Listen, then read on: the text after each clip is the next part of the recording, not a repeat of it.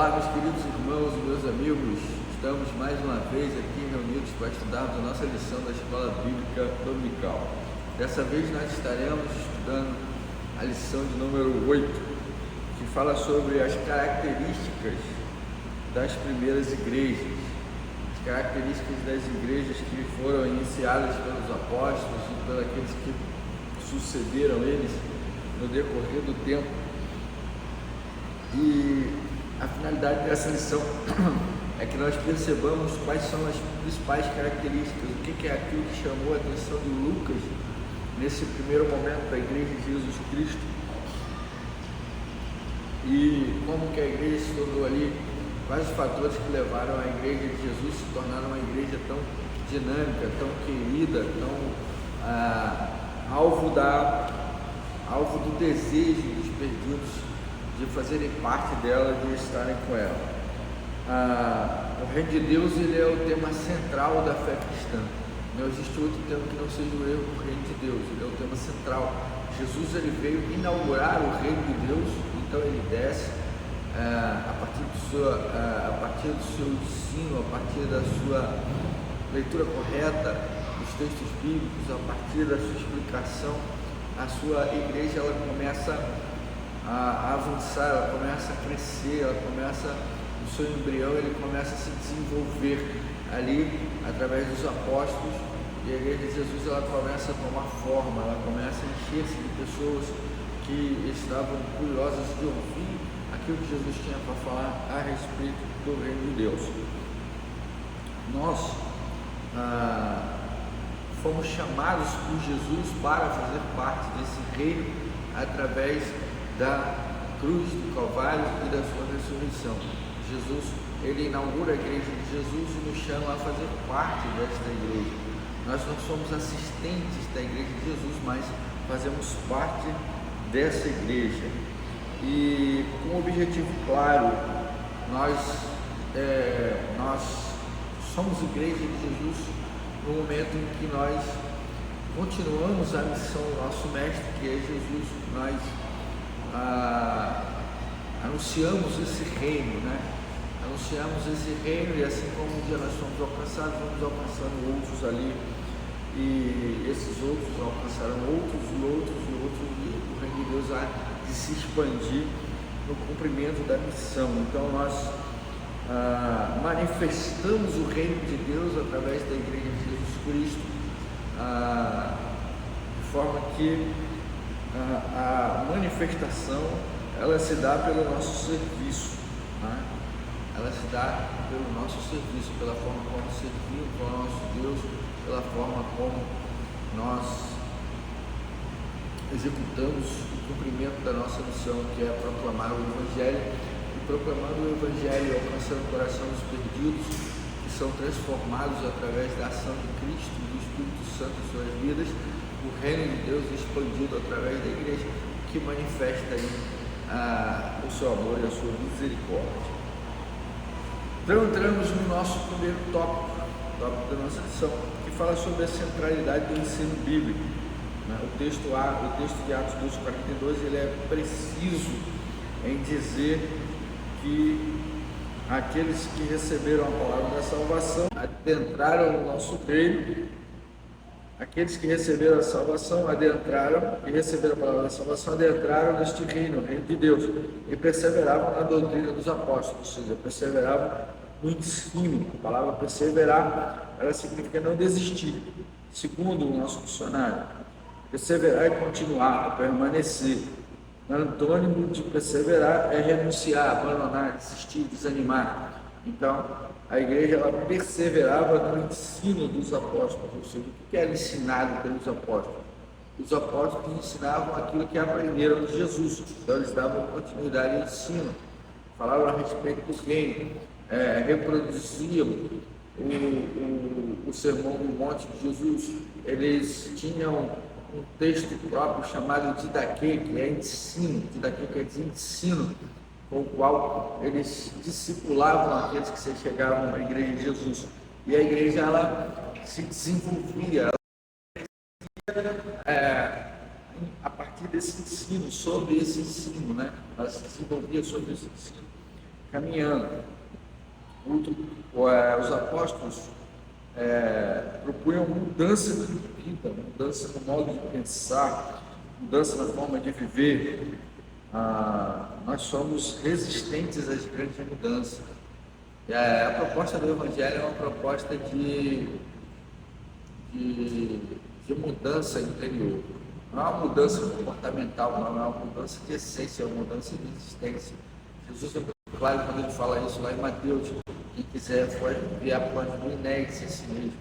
Então existe uma constante luta entre aquilo que a gente deseja e aquilo que é a vontade de Deus, para que a gente permaneça no centro ali da sua vontade. Outro ponto importante, não é? Era a perseguição para quem estava seguindo os princípios de Jesus. Ele fez muitos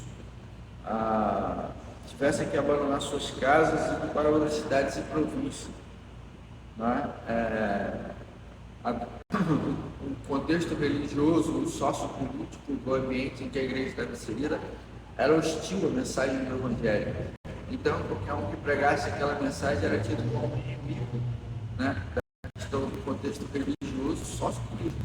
Então, a perseguição realmente era severa, e a fim de cumprir a sua missão, muitos tinham que abandonar os seus lares, abandonar as suas famílias, deslocar-se para cidades vizinhas, ou então era a fim de que a mensagem pudesse não ser calada, não ser impedida. Muitos morreram no processo, nós vamos ver mais à frente outras lições.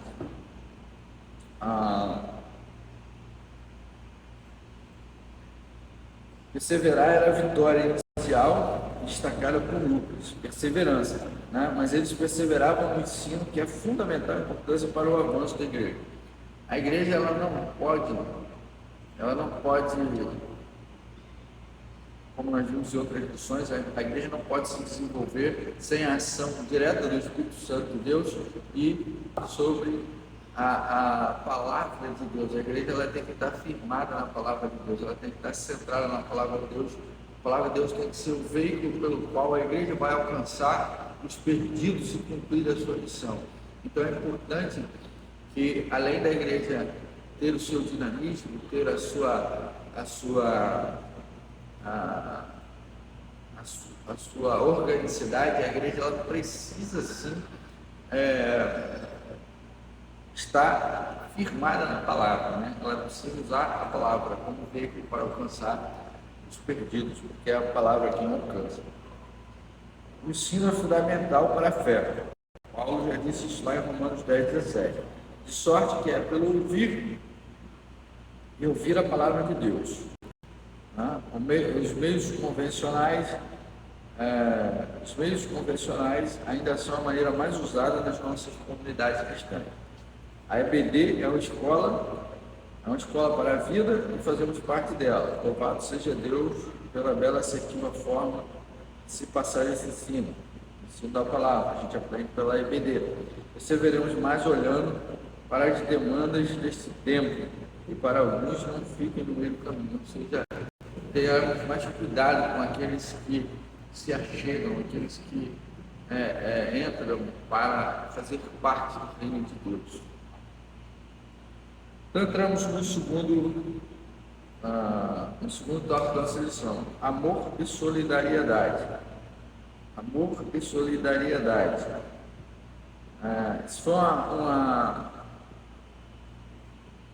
uma característica marcante da igreja, Aqueles servos do Senhor, eles estavam sendo amorosos e solidários uns com os outros. A comunhão ela estava estabelecida, era a forma de ser igreja, mas para isso o texto diz que havia testemunho da ressurreição de Jesus Cristo, e por isso também abundante graça sobre eles. Graça, amor e solidariedade caminham juntos na perspectiva do luto. Amor, solidariedade, o amor, solidariedade, que está ligando o amor à solidariedade, é a marca da igreja cristocêntrica, focada no ensino da missão. Qual é a missão da igreja? Onde entra o amor e a solidariedade na missão da igreja? A igreja que ama é a igreja solidária, é a igreja que entendeu a mensagem de Jesus e tem como foco atender o homem como todo, todas as suas necessidades, material, espiritual, emocional, um acolhimento completo da natureza humana do indivíduo. Não é apenas a alma do indivíduo que é alcançada, a alma do indivíduo ela é alcançada, mas se ele estiver passando fome, você não pode alcançar alguém passando fome e deixar a pessoa passando fome.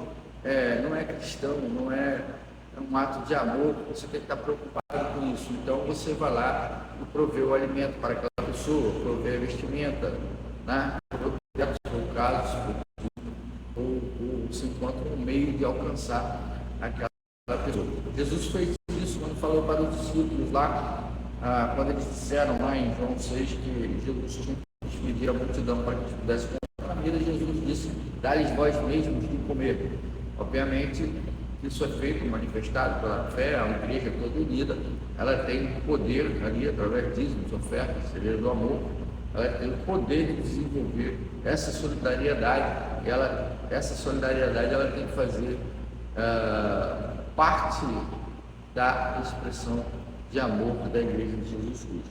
A igreja do Cristo vai lá dizer que eles tinham tudo em comum e ninguém tinha necessidade, ninguém passava necessidade, ou seja, era uma igreja solidária, ninguém ia passar fome, ninguém ia morrer por falta de remédio, ninguém ia passar frio, ninguém ia ficar ao relento, porque a igreja ela se ajudava, né? Ela se ajudava, e essa integralização, essa comunhão, ela é uma das características, é um amor solidário, né? Um amor em ação, um amor prático, um amor visível, um amor capaz de tocar o próximo. Assim era a igreja. Adoração e oração era outra característica da igreja de Jesus que chamou a atenção de Lucas, né? Que deixou Lucas tão impressionado com o desenvolvimento da igreja a ponto de relatar esse início com tanta paixão, com tanto empenho, com tanta dedicação.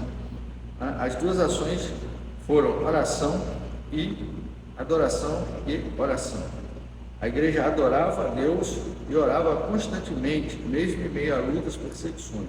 Essa comunhão que gerava adoração e oração, ensino e serviço cristão, foi intensa, que caíram na graça de todo o povo. Ou seja, a igreja dinâmica, a igreja resistente, era uma igreja que lutava para que os princípios de Cristo Jesus fossem visíveis a todos aqueles que acompanhassem a vida da igreja. Então, havia o desejo de fazer parte dessa igreja, porque era uma igreja que era comprometida. O testemunho de adoração a Deus e de oração, o compromisso de se manter ligado a Deus através da oração, a Jesus através da oração, era algo que chamava a atenção da igreja primitiva, né? Era um comprometimento profundo, né? De louvor, de graça, de ouvir a palavra, de aprender a palavra, de multiplicar a palavra através da proclamação do Evangelho. Era a igreja comprometida, e adorar a Deus e orar era algo importante, muito importante. O crescimento numérico dessa igreja veio depois de tudo aquilo que foi citado anteriormente. A ordem não invertida. Em alguns casos, percebemos que a busca desenfreada pelo crescimento faz com que a igreja perca o foco essencial de sua existência, da sua plantação. A igreja não é show, não é auditório, não é lugar de mostrar seus talentos. Não, a igreja é lugar de adoração, é lugar de proclamação do Evangelho, é lugar de ensino da palavra, e é também lugar de comunhão com Deus, com Cristo e uns com os outros. Então, são três coisas que são muito importantes ali para a igreja de Jesus. O ensino da palavra, ou seja, a doutrina dos apóstolos, a comunhão, o partir do pão e as orações, né? O amor e o desejo de estar junto, tem tudo em comum, são um exemplo de unidade na diversidade, mesmo sendo pessoas diferentes, mesmo sendo pessoas perseguidas, mesmo sendo pessoas com educação diferente, instrução diferente, ideia diferente. A igreja, ela, quando se olhava para a igreja, se via a união nos propósitos de Deus, no cumprimento da palavra, e a palavra de Deus era o foco da igreja de Jesus, não havia outro foco, né? Não é, como disse aqui, a igreja não é palco para apresentação, não é programa de auditório. A igreja de Jesus é lugar de adoração, de oração, é lugar de comunhão, é lugar de proclamação do Evangelho, é lugar de ensino da palavra. Essa é a missão da igreja, esse é o cumprimento da igreja, o cumprimento da sua missão. Ela tem que ser uma igreja assim, solidária também, mas antes de tudo, ter o reino de Deus como tema central e também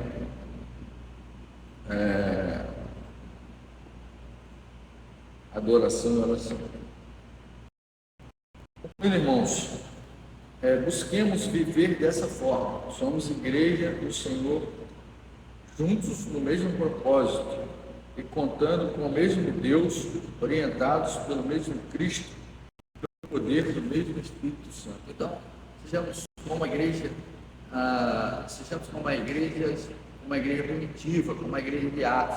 Sejamos uma igreja que toque o coração das pessoas, não porque buscamos apresentar algo que elas querem, mas porque somos comprometidos com o Evangelho de Jesus Cristo, porque proclamamos a mensagem do Evangelho, porque ensinamos a palavra de Deus, porque somos solidários com aqueles que precisam, temos compaixão e manifestamos essa compaixão através daquilo que podemos, a fim de que as pessoas tenham as suas necessidades alcançadas, aqueles que são alvo do amor da misericórdia de Jesus Cristo.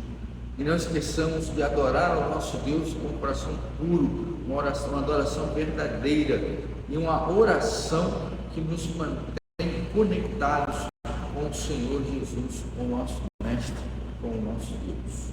Que Deus abençoe a sua casa, a sua família, que você tenha um tempo, uma semana de bênçãos aí na sua casa e que o Senhor possa estar presente em todos os momentos da sua vida. Desde já, muito obrigado pela sua atenção. É sempre um prazer e uma alegria estar aqui compartilhando a palavra de Deus com você.